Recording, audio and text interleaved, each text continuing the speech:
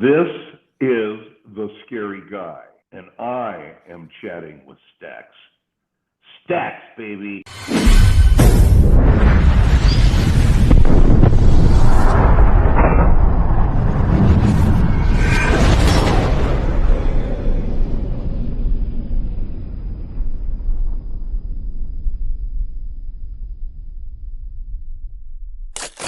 Welcome to this episode of Chattin with Staxx. I'm your host, Bill Staxx, and today I got this scary guy. What's up, man? I love the way you say that. First you point a gun at me, and then you shoot a bullet at me, and then you introduce me. I really like that one, Bill. Thanks. So that's your legal name, the scary guy? Yeah. I changed my name 30 years ago in a court of law in Tucson, Arizona. And what's the reason? It's actually on 2 passports now. That's a pretty wild name. What's the reason for it? Well, I got the name when I was a tattoo artist in Tucson, Arizona. I had three tattoo shops in Tucson. I had about 10 artists working for me. And I rode my Harley Davidson to work every day, and I started my work probably about 10 or 11 in the morning. And that's what I thought I'd do for the rest of my life. Because, I'd never in my wildest imagination did I think was going to happen to me. But somebody in a competitive tattoo business, and I never met the guy, he ran a full-page ad in the newspaper. And in fact, on the paper that I used to run the full-page ad on, every month I'd run my own full-page ad on the back of this newspaper magazine and advertising my business. And that one month I decided I didn't want to run the ad, and the owner of the magazine paper, he called me on the phone one day and he said, "Hey, Scary, there's a competitive shop that wants to take the back page of that newspaper and they're going to run an ad on it." And I said, "Well, that's fine, let them do it. I'm not going to stop them." He said, "No, but you wouldn't believe what he's going to print on there." And I said, "What do you mean? What's he going to print?" And he says, "Are you tired of dealing with scary guys with war paint facial tattoos?"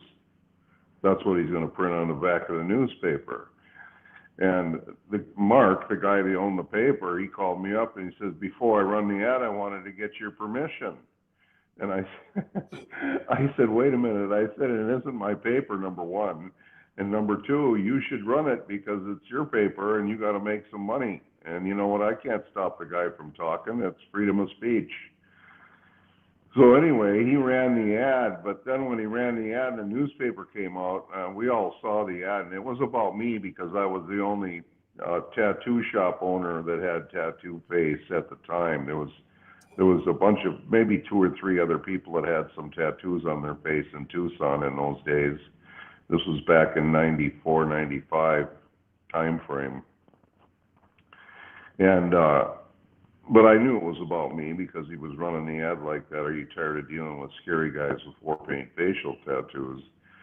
And I slammed the paper down on the counter and I thought to myself, why would that guy say that about me? I'm a good guy. And that's what I thought about myself. But the first thought that came to my mind, Bill, was what am I going to do to get the guy back? That's the first thing I thought of.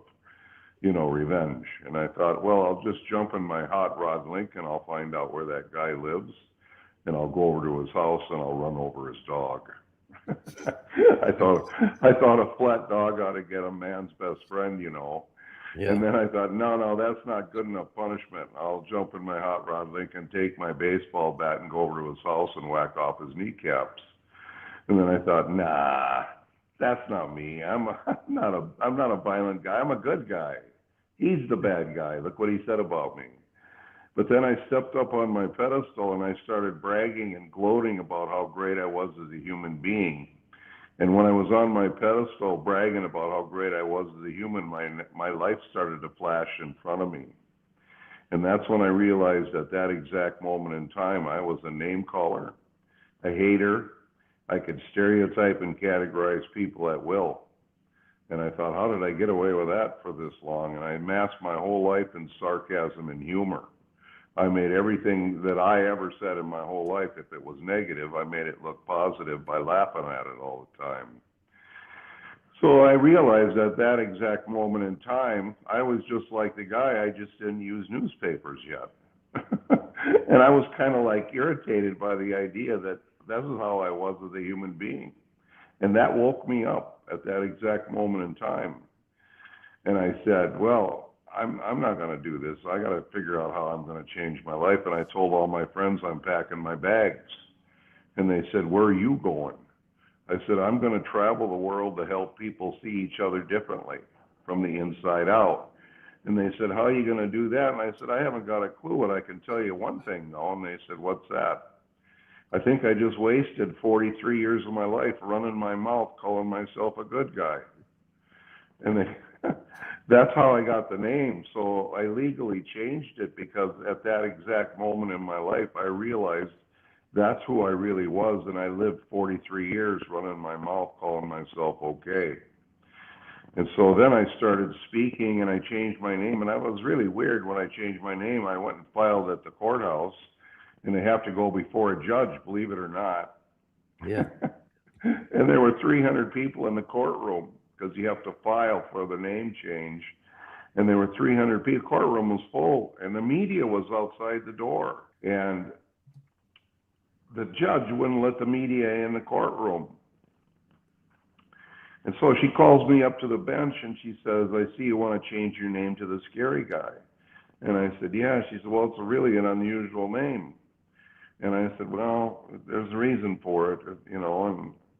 And she says, okay, well, are you trying to hide or elude any debtors or creditors or anything like that? I said, look at me, Judge. I said, I can't hide. And of course, she laughed. She laughed at me at that. And the judges usually don't laugh too much in court, but she thought that was pretty funny.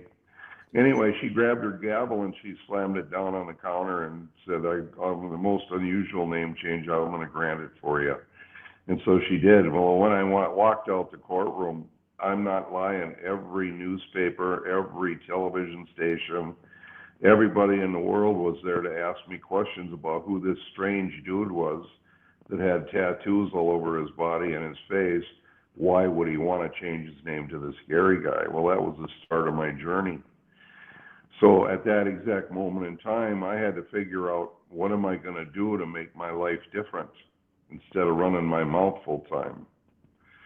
And so I started looking around the room, you know, who could I model myself after? You know, who does it a different way than I do it? You know, I see myself as a tough guy and somebody that can take care of business when I need to. And running my mouth was part of being that whole person. So if I was about to change, how could I do that? So I started looking around and I looked at my father and I looked at my dad as a role model and I went, oh, I don't know about this one. He was a Navy veteran, World War II, and he never spoke. He was always angry, and every time I walked around him as a kid, I walked on eggshells. His whole philosophy were kids were to be seen, not heard. I don't know if you ever heard that one before. Of course. And I went, oh, well, I don't know if that's a very good role model. You know, my dad never looked down on me and called me son. He never even told me he loved me. Not one time in my lifetime did he ever do that. So I thought, okay, well, he's not a good role model to figure out how I'm going to live a different life. So then I looked at my mom. She was the next in line, and my mom lived to 63 years old. And I went, wait a minute. I don't think I've ever heard my mom say one rotten, negative, derogatory word about a human being her entire life. And I thought, oh my God, this woman, my mom, was unbelievable. And I thought, if she can do it, I can do it.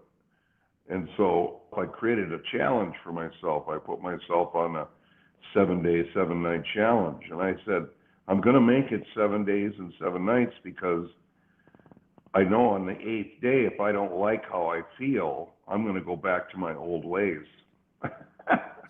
That's what I said when I was on. I was like, if I don't like being sober, I'm just going to go back. Yeah, exactly. So I said, for 7 days, 7 nights, don't say one negative word about another human on the planet. And for 7 days, 7 nights, don't call another person a name other than their own.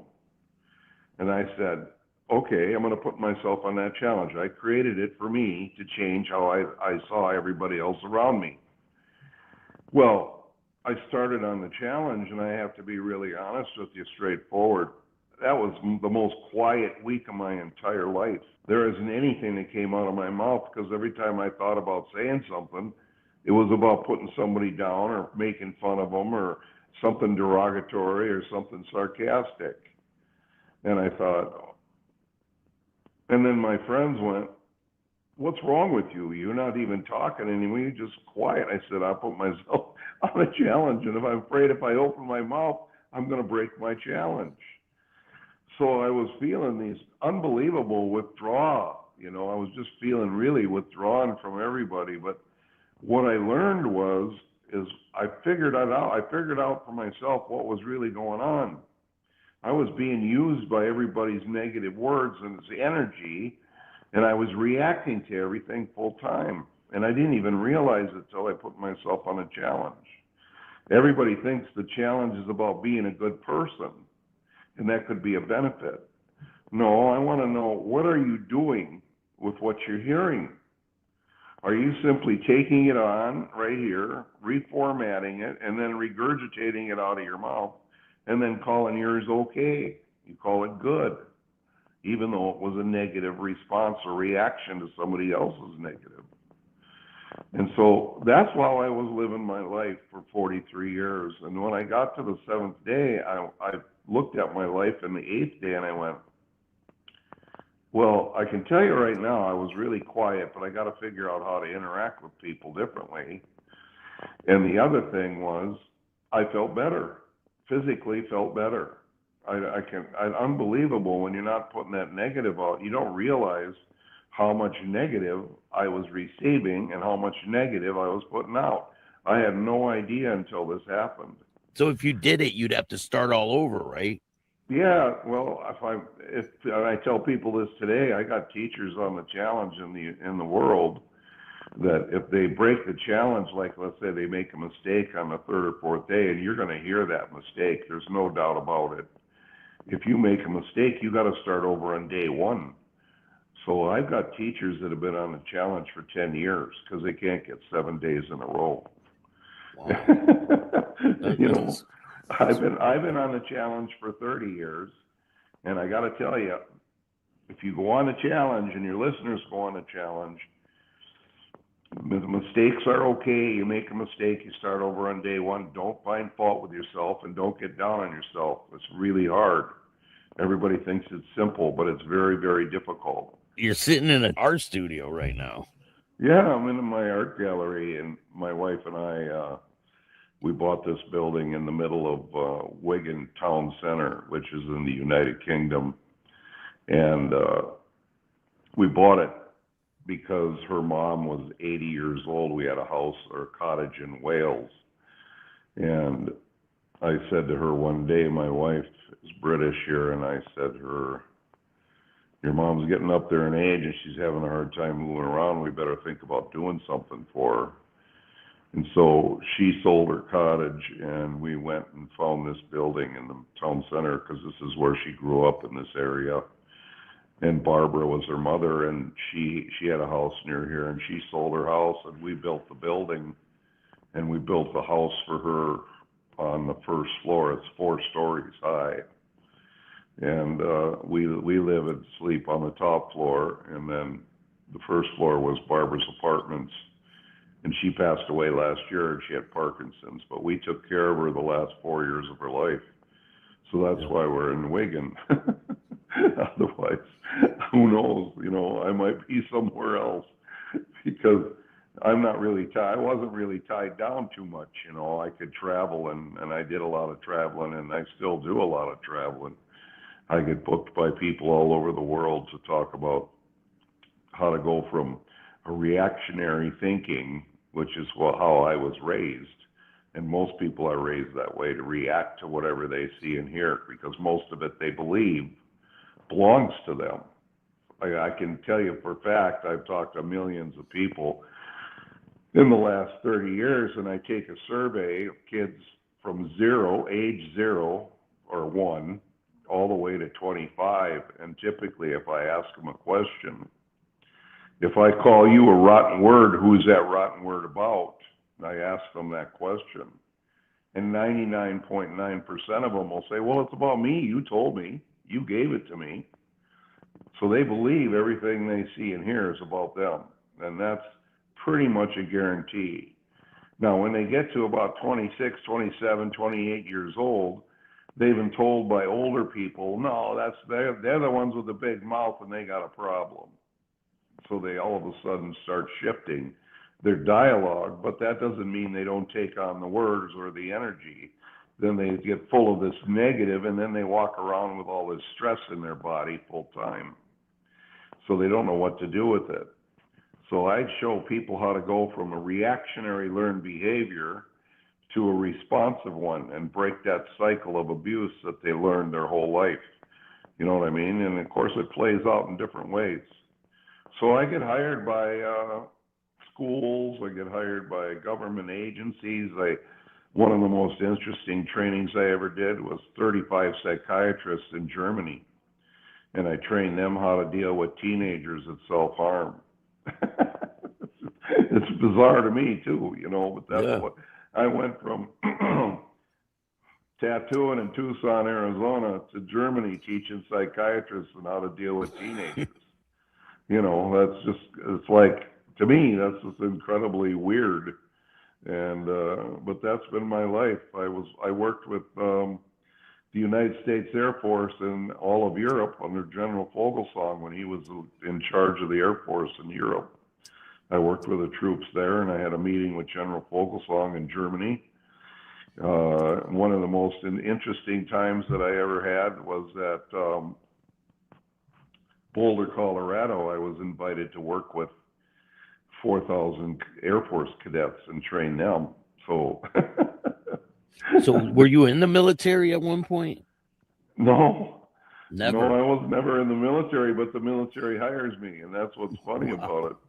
And then I get hired by law enforcement all over the world too.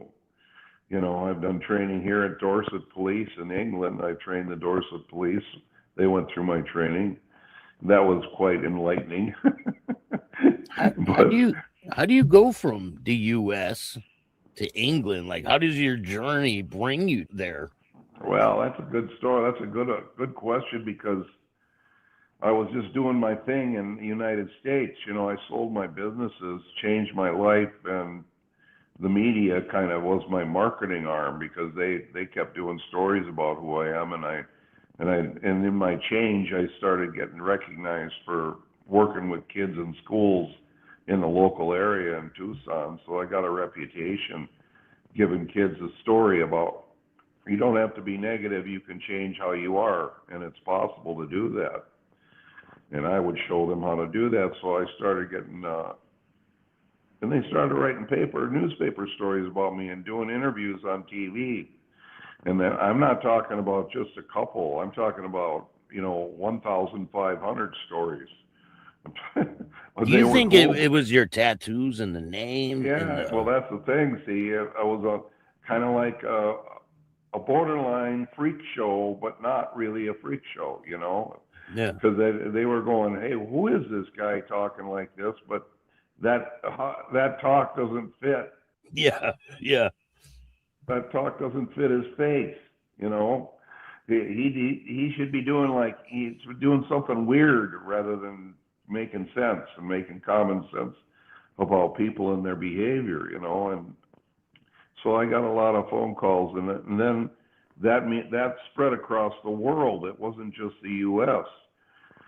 And so a guy by the name of Gary Lee, he had a radio show out of London, and he heard about me, and he said, in his thinking, he said, well, what is this gimmick?